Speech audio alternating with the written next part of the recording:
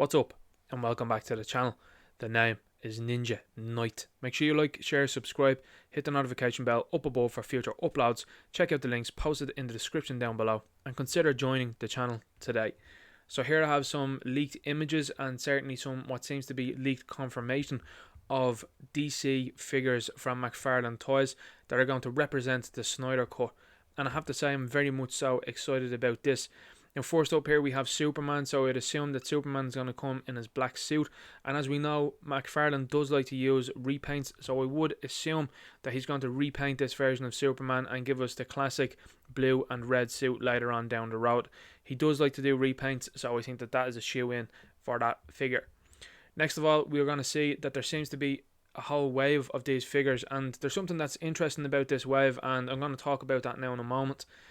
Here we have Aquaman, so that's at 1999. Superman as well as 1999. They all look like they're hitting in July 2021, which is pretty exciting, and it's something that Todd McFarlane hasn't talked about yet himself. I'm quite surprised at that, but I'm sure in the next couple of weeks, maybe in the next couple of months, he's going to promote these heavily, and I do hope so.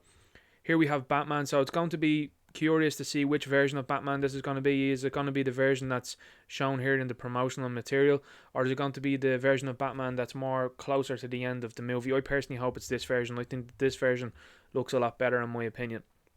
Here we have Cyborg that's going to come along here. We have Darkseid at $39.99, so it looks like Todd McFarlane is going to go for the bigger figure and then he's going to have it in a bigger box, hopefully. I think that this is a good move from Todd McFarlane because it would certainly lay to rest an awful lot of scale issues that a lot of fans like myself have. For example, I personally think that the Devastator figure is a little bit too small. It's fantastic that we got it at €20 or $20 if you're in the USA, or £20 if you're in the UK, but I think I would like to see scale be accurately represented, so I don't mind paying a little bit extra if I get a figure that's going to be in scale with these 7-inch figures. These are quite large figures anyway, so I know to make a bigger figure again of Darkseid is going to increase the height and increase the mass, so I am not surprised to see a price shift for that.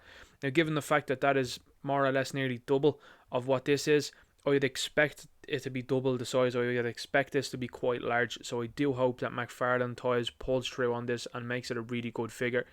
What's critical about these figures in my opinion, and particularly when you look at the next one here, the Flash, is the articulation for this line has to be really good.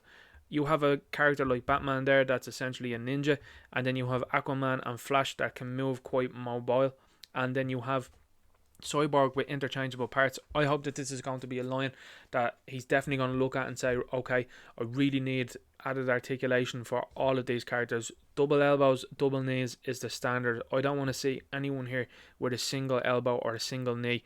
I certainly would also like to see Todd McFarlane use the likes of a face print technology, because I feel when you hold up a McFarlane Toys figure, particularly like the likes of the Wonder Woman figure, and you hold up a Marvel Legends toy, if it was to do with a movie or a Marvel Studios movie I suppose, and put them together, it's certainly the Marvel Studios toy that looks more like the actor because they are using that face print technology, whereas there's a sort of cartoonish old look from the McFarlane Toys. So I would like to see him step away from that sort of paint, and I would like to see him step towards this face print technology, because I think that that is the way to go, and a lot of companies are leaving McFarlane behind with that sort of attitude.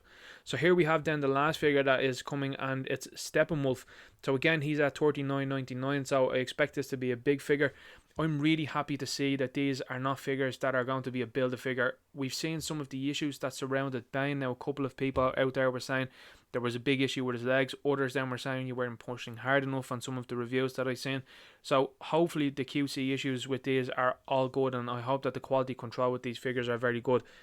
This is something that I think could give McFarlane a big boost with the DC license.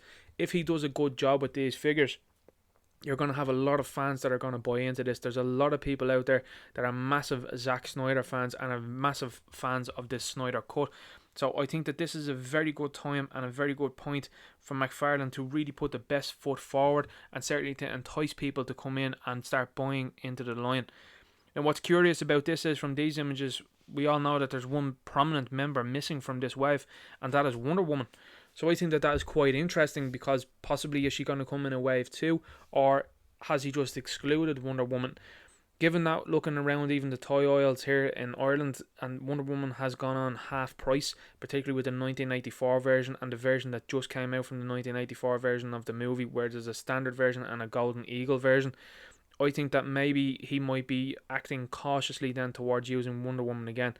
I think there are some aspects of that figure perfectly that he could use for a Justice League version, but I suppose he's going to wait and see.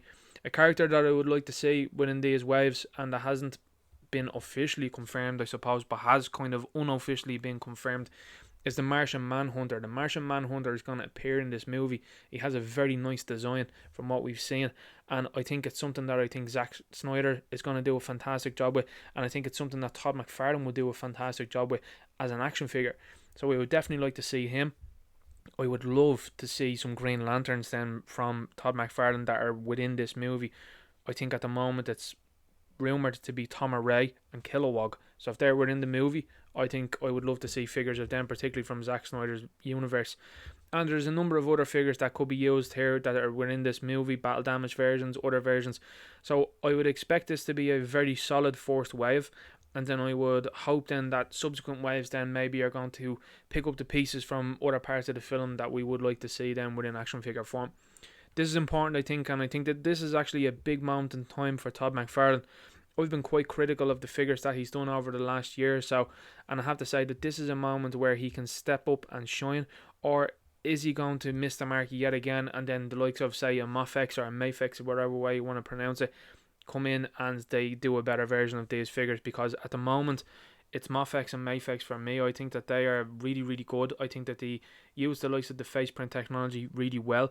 I think the articulation is fantastic. They do use soft goods also, which I think looks well, and they have the wires and the likes of the capes, which I think are fantastic. There's alternate expressions, alternate hands, alternate weapons, and I think that that's really a good price for what you're paying for. So I think that this is something that McFarlane could step up to. If he misses the mark with this one, I think a lot of people again are going to buy them because they're cheap maybe, and you'll have a good wave of figures for what you would get for a Mafex figure. But again, the quality is head and shoulders above, I think, personally, with Mafex. I would like to see Todd McFarlane step up with this one. I would like to see him bring his A game for this. And what I think is quite curious about this is he's talked about waves, that he wants an A, a B and a C character. And in this here now, this is an A line in my opinion. So maybe that's speaking to the fans there, that's saying that, well, some of these waves haven't been successful. He really has to hit the ground running with a whole wave, because there are some waves out there that are quite weak or they're quite obscure that I don't know if an awful lot of people would buy into. I certainly have personally myself. So anyway, I'm looking forward to this. What do you think? Let me know in the comments. I think the one that I'm most excited for probably is going to be Darkseid. I think Batman is a very close second, and then obviously a close third then is going to be Steppenwolf. But then again, I would love to see this Superman with the silver S on his chest and then in the black suit. I think that's a fantastic look. If McFarlane's going to do that, I think an alternate head maybe with the heat ray vision would be fantastic. I know that he's going to try and use the bodies as much as possible and reuse them again, so I wouldn't be too surprised that if he just had a standard Superman and then re-released then a version down the line then that had the heat ray eye sculpt or something like that, maybe, possibly. So anyway, I'm looking forward to this. Let me know what you think in the comments below, and I'll talk to you later. Good luck.